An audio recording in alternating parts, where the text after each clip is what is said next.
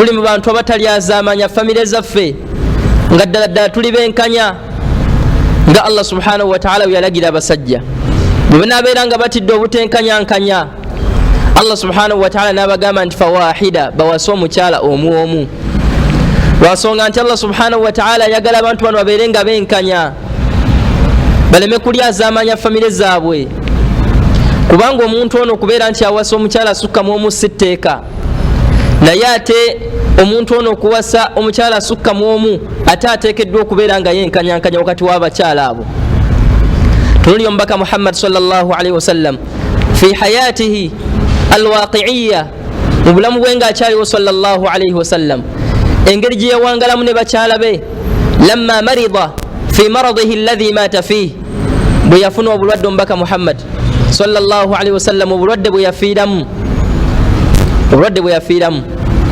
omubaka sallallahu alaihi wasallam min shiddati alwaja mu bulumi obw'ekika ekyawaggulu bwe yalimu ista'dhana nisaahu an yumarrada fi baiti Aisha radiyallahu ta'ala anha yatuukirira bakyala be n'abakuŋŋaanya n'abasaba olukusa bamukkirize abeere nga ajjanjabirwa mu nnyumba ya mukyala we Aisha radiyallahu ta'ala anha kale nga tuse ku ddaali okuba nti alwadde olwa omuntu walwala nga alina bakyala basukka mu babiri kizibu okumusanga nga atuukiridde namba emu amutegeeze nti ngenda kulwalira wa namba bbiri gye bagenda okunzijanjabira akabanga naye omubaka sallallahu alaihi wasallam yatya okulyazaamanya wakati w'abakyala be bonna n'abakuŋŋaanya n'abasaba bamukkirize bakikkaanyeeko akikole nga bakikkaanyizzaako ajjanjabirwe mu nnyumba ya wa mukyala we Aisha radiyallahu ta'ala anha naye kakati ffe baganda bange balungi olwaleero obulyazaamanya n'obutali bwenkanya obuli mu mayumba gaffe bwe tukola ku baana baffe obutali bwenkanya omwana we omu ayambala bulungi omulala ayambala buziina abantu ne batuuka okugamba nti oba ono omwana si be bamuzaala abaawo naye ng'ate gwe kitaawe nga mu baana bo olina b'osukkulumya ku balala twalaba hadithi eri omundi ogwayita sahaba omubaka sallallahu alaihi wasallam Nu'man omubaka n'amugamba nti alaka waladun siwa hadha omwana wo tetuganye ogenda kumugabira omuddo ono gw'omugabidde naye olinayo omwana omulala atali ono owekitiibwa Nu'man bin Bashir n'agamba nti naam nakkiriza n'agamba nti omubaka wa Allah ninayo omwana atali ono omubaka n'amugamba sallallahu alaihi wasallam akulla waladika nahaltahu mithla hadha buli mwana we yenna omugabidde ekifaanagana nekyogabidde ono n'amugamba nti la nedda omubaka wa Allah naye ansaba omubaka sallallahu alaihi wasallam gye yamuwa yamugamba nti farji'uhu ekitabo kyobadde owadde omwana ono kizzeeyo n'amugamba ekitabo kyowadde omwana ono kizzeeyo oba togenda kubawa bali ekifaanagana nekyowadde ono kubanga obusiraamu bukubiriza obwenkanya abaana bonna bw'oba ogulidde omwana yenna n'abasigadde bagulire lwansonga nti agenda kufunamu obutali bulungi mu mutima gwe ako ka insaniya ka mu buntu tekigenda kumusanyusa ng'olina gw'owadde ng'ate ye tomuwadde sajja babiri bagenda eri omubaka sallallahu alaihi wasallama nga beemulugunya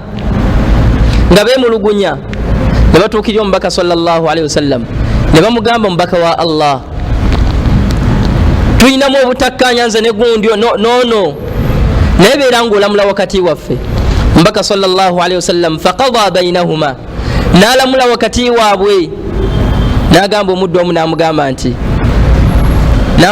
ono ye mutuufu gw'oli mukyamu subhanallah omusajja n'atamatira namubaka sallallahu alaihi wasallama kyalamudde n'agamba nti atugende ewa Abubakari ovudde ku mubaka sallallahu alaihi wasallama n'agenda ku Abubakari Siddiq radiyallahu ta'ala anhu n'atuuka ewa Abubakar bwe baatuukayo Abubakari n'abalamulira kyekimu omusajja n'asigala ng'agamba simatidde tugende ewa Umar ibn al-Khattabi radiyallahu ta'ala anhu bwe baatuuka ewa Umar ibn al-Khattabi ne bamunyumiza ku nsonga ezo kyamuyisa bubi n'abagamba nti hal qada rasulullahi sallallahu alaihi wasallam bainakuma omubaka alamudde wakati wammwe ne bagamba nti naam naye okulamula kwe tekutumatiza bulungi kyekituleese wano otulamule ssebo nabagamba nti makanakum musigalawo nzije.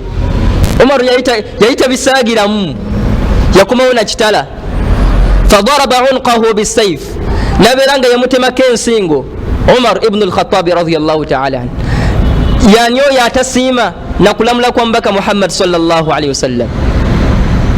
Abasajja ne bakungana kubanga aya eyokukka kwayo sababu nuzuli yayo eriko ikhtilafat erikenja ukana zabamanyi ambagamba nti ekyakisa aya eyo yakko oluvanyuma lwa Umar okutema ko omusajja oyo ensingo. Ne bagamba nti omusajja ono ekigambo kyayogera abasajja bayogera ne bagamba nti Umar yasso omukkiriza. Umar yasso omukkiriza. Allah subhanahu wa ta'ala nagamba nti fala wa rabbika la yu'minun tebasobola kubeera bakkiriza. Allah nasa aya fala wa rabbika la yu'minun tebasobola kubeera bakkiriza hatta yuhakkimuka fima shajara bainahum okutuusa nga bakkiriza byobalamulidde wakati waabwe thumma la yajidu fi anfusihim haraja ne batafunamu kakunkuna konna mu ebyobalamudde wa yusallimu taslima. Nawe kitubaganda bange ab'ebitiibwa tubeere abasiimu era abamativu era tugezeeko nga bwe tusobola okubeera nga tulamuza bwenkanya mu bulamu bwaffe kubanga bwe tunaabeera abantu abalyaza amaanyi abatalamuza bwenkanya yauma alqiyama Allah subhanahu wa ta'ala agenda kubeera nga atuvunaana. Kati agamba nti illa bihaqqi lislam omuntu singa anabakkiriza Allah nakkiriza omubaka Muhammad nayimirizawo essala nawa zaka omubaka yagamba nti asamu minni dima'ahum wa amwalahum nagamba nti wa hisabuhum ala Allah okulamula kw'abantu afaanagana kuweeba tukuli eri Allah abantu abakkiriza Allah. Kyamakulu ki ekiri mu hadithi eno ekyekusike omuntu ateekeddwa okubeera nga akakasa talina kulamula ku muntu yenna nsonga ya bukafiiri oba nsonga ya kubeera nti omuntu si mukkiriza ebbanga lyamala ng'omuntu ekigambo ekyo akyogera oba ebbanga omuntu lyamala ng'ajja wano mu masjidi n'asaala. Abasajja baali bannanfusi ku mulembe gw'omubaka Muhammad sallallahu alaihi wasallam naye nga yahduruna salawat ma'a rasulillah nga bajja ne basala wamu n'omubaka sallallahu alaihi wasallam naye nga bannanfusi ebbanga omuntu lyamala ng'akyogera nti la ilaha illa Allah tetukkiriza kumulamulako nti mukafiiri tetukkiriza kumulamulako nti oyo wa muliro. Yagamba nti wa hisabuhum ala Allah okulamula kwabwe kuli eri Allah subhanahu wa ta'ala obwo bwe bwenkanya agenda okubeera nga akivaako agenda kubeera avudde ku nkola entuufu omubaka sallallahu alaihi wasallam gye yalagira basahaba be okubeera nga batambulizaako obulamu bwabwe. Mu hadithi ya Jundub ibn Abdillah radiyallahu ta'ala anhu wa ardah atunyumiza n'agamba nti anna rasulallah sallallahu alaihi wasallam ba'atha ba'than min almuslimina ila qaumin min almushrikin.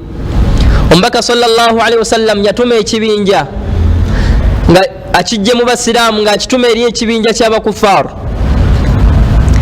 agamba nti fakana rajulun min almushrikina idha shaa an yaqsida ila rajulin min almuslimin agamba nti wa annahum iltaqaw era basisinkana ne bambalagana ekibinja ky'abasiraamu kyeyali asindise ne kyambalagana n'ekyabashiriku abagatta ku Allah n'ebintu ebirala. Naye mu kwambalagana okwo owekitiibwa Jundub ibn Abdillah atunyumiza hadithi n'agamba nti fakana rajulun min almushrikin waliwo omusajja omu mubashiriku abagatta ku Allah subhanahu wa ta'ala n'ebirala oba abenkanyankanya Allah n'amasanamu.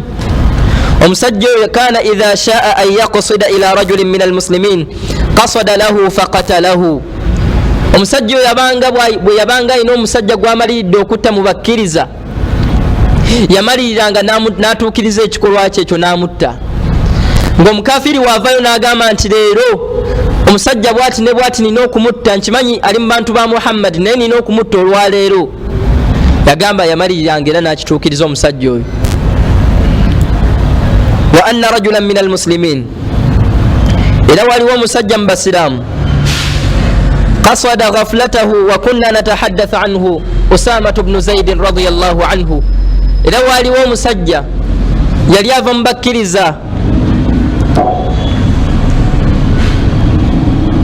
bakkiriza wa anna rajulan min almuslimin faqasada ghaflatahu omusajja yali ava mubakkiriza gwe bayitanga Usama ibn Zaid radiyallahu anhu, naye lumu yagwikiriza omusajja oyo mu mbeera yakuba nti akwegamba amugwikiriza nga teyeetegese, nga teyeetegekedde embeera yakubeera ng'afa. Usama ibn Zaid ono tumumanyi bulungi nnyo, omu ku basahaba omubaka Muhammad sallallahu alaihi wasallam, abalwanyi namige abalwanira ddala era omubaka sallallahu alaihi wasallama nga tannava mu bulamu bw'ensi ng'ali ku kitanda kwe yafiira, yaleka ateeseteese Usama nejje lyagenda okubeera ng'akulemberamu. Kati Usama yali muvubuka nga mukambwe nnyo era nga w'amaanyi, n'agwikiriza omusajja ono omushiriku, omusajja ono omushiriku eyamaliriranga okutta abasiraamu n'abatta. Usama n'amugwikiriza. Bw'amugwikiriza Usama bun Zaid radiyallahu anhu agamba nti wakunna natahaddathu annahu Usama, agamba ne mubasiraamu mwalimu omusajja yali omukambwe ennyo eyagwikiriza omusajja ogwe bayitanga Usama. Agamba nti falamma rafaa alaihi saif, Usama bwe yawanika ekitala kye ng'atunulidde omusajja ono omushiriku, agamba nti qala la ilaha illa Allah. Omusajja omushiriku yagamba nti la ilaha illa Allah. Omusajja omushiriku yalangira lwatu n'agamba nti la ilaha illa Allah, naye nga Usama amaze okubeera nga awanika ekitala kye. Atunyumiza hadithi eno w'ekitiibwa Jundub ibn Abdillah agamba nti faqatalahu Usama. Usama natta omusajja oyo ng'ayogedde ekigambo kya la ilaha illa Allah. Agamba nti fajaa albashiru ila rasulillah sallallahu alaihi wasallam, omusajja najja n'aleeta amawulire eri omubaka Muhammad sallallahu alaihi wasallam. Fasa'alahu wa akhbarahu, omubaka n'amubuuza nti mawulire ki? Omusajja oyo n'atandika okunyumiza omubaka, n'amunyumiza akawonvu n'akagga gye bitandikidde. Usama okubeera nga assa omusajja oyo n'amugamba nti wa akhbarahu hatta akhbarahu khabaru rajulu kaifa sanaa, n'amunyumiza ku musajja engeri gy'akozeemu. Fadaahu fasa'alahu, omubaka sallallahu alaihi wasallam n'ayita ow'ekitiibwa Usama n'amubuuza. Faqala lahu lima qataltahu, n'amubuuza nti Usama omusajja osse waaki? Lima qataltahu, omusajja osse waaki? Faqala ya rasulallah, n'amugamba wange gwe omubaka wa Allah, awjaa fi lmuslimin wa qatala fulanan wa fulana, omusajja ono alumizza bangi nnyo mu basiraamu. Wa qatala fulanan wa fulana, ye yatta gundi ne gundi, n'atandika okumunyumiza abasajja bonna be yatta. Wasamma lahu nafaran, yamunyumiza buli omu gwe yatta. N'agamba nti wa inni hamaltu alayhi, agamba nti wa inni hamaltu alayhi, nange kasita mulabye ne mulumbagana. Falamma ra'a sayfa qala la ilaha illa Allah, kasita yamaze okulaba ku kitala nga nkiwanise bwe nti n'alyoka agamba nti la ilaha illa Allah. Omusajja ono Usama ibn Zaid radiyallahu ta'ala anhu yatta omusajja ono. Qala rasulullah sallallahu alaihi wasallam, omubaka Muhammad sallallahu alaihi wasallam n'agamba aqataltahu, addamu abuuza Usama omulundi ogwokubiri, n'amugamba nti omusajja omusse? Qala naam. Usama n'addamu n'agamba nti yessebo omubaka wa Allah omusajja musse. Fakaifa tasna bila ilaha illa Allah, omubaka sallallahu alaihi wasallam n'abuuza Usama n'amugamba nti fakaifa tasna bila ilaha illa Allah, la ilaha illa Allah y'omusajja oyo ogenda kugiddawa gye yayogedde? Fakaifa tasna bila ilaha illa Allah, lwaki totuukiriza bwenkanya ku musajja ono ayatudde la ilaha illa Allah? Ekigambo kya la ilaha illa Allah kyayogedde, ogenda kukiddawa kyayatudde? Otegeera otya nti ayogera mazima oba alimba? Otegeera otya nti ayogera mazima oba alimba? Naye gwe wamugjeewo bujja. Olwo naffe wetufaanana, osanga bakuba omubbi emiggo, noleeta oguyinjo noga mumukubisa miggo, akambaleetera ennyondo, n'okwata ennyondo n'okuba omubbi ku mutwe. Ne babuuza nti abbye eki? Mpulidde bagamba abbye enkoko, mpulidde bagamba qiila wa qaala, ebigambo ebitaliiko bukakafu. ebitaliko mazima. Ahadhihi adala. Allah subhanahu wa ta'ala wali batubuuza ku bwenkanya ddala yawma alqiyama tugenda kwanukula tutya. Hadithi ene gena maaso. Omubaka sallallahu alaihi wasallam abuuza Usama fa kaifa tasna bi la ilaha illa Allah. La ilaha illa Allah omusajja gye yatudde ogenda kumuddawa, ogenda kugiddawa.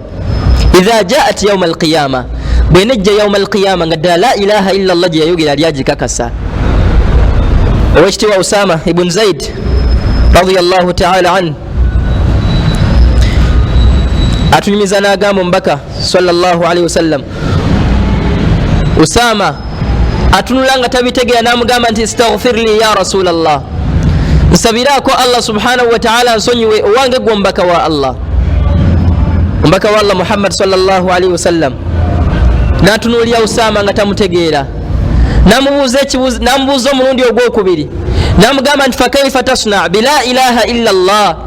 Kale nzikiriza nali kusabidde Allah akusonyiwe, naye la ilaha illa Allah y'omusajja ogenda kugiddawa, kubanga eddambi ly'ogenda okukola, ekigambo ky'ogenda okwogera ku musiraamu, osobola okumuttisa olulimi lwo, osobola okwogera obwogeza ekigambo musiraamu n'asibwa emyaka 10, n'asibwa obuwangazi bwe bwonna, naye nga famire y'ewaka tewali muntu n'omu agenda kubeera ng'agitwayo ekyokulya, naye nga qataltahu bilisanika, omukkiriza wamusse na lulimi lwo, wamusse na lulimi lwo, wategedde otya nti byayogera si mazima. Omubaka sallallahu alaihi wasallam akimubuuza omulundi ogwokubiri, fa kaifa tasna bi la ilaha illa Allah. La ilaha illa Allah y'omusajja ogenda kugiddawa. Hadithi egenda mu maaso negamba nti fajala la yazidu ala hadha, fajala la yazidu ala an yaqul. Omubaka sallallahu alaihi wasallam teyerekeraawo kusigala nga ayogera ekigambo ekyo ekigamba nti fa kaifa tasna bi la ilaha illa Allah. La ilaha illa Allah y'omusajja ogenda kugiddawa paka Usama ibn Zaid radiyallahu anhu bwe yagamba Usama ibn Zaid n'agamba nti law anni, negomba law anni lam akun aslamtu yawma idhin, singa nali sinnasiramuka ku lunaku olwo, kale singa nakikoze sinnasiramuka. Yegoma n'agamba nti singa kale nali sinnasiramuka ekikolwa kino wekibeereddewo. Usama ibn Zaid naye okwejjusa okwo nga tekugenda kubeera nga kukyusa ekibaddewo, kyatuusiza ku muganda we. Abantu olwe bakyayiddwa mubakulembeze, omuntu osanga abantu ku kyamaniyo tetwagala kumutunulako, si mwenkanya. Bamuwa sente z'abavubuka n'azirya, bamuwa kino nekino n'atakituukiriza, netusuubiza otukola kino teyakikola, atulyaza amanya mukulembeze. Baganda bange abalungi, bwenkanya tusaba Allah subhanahu wa ta'ala tufuula abenkanya.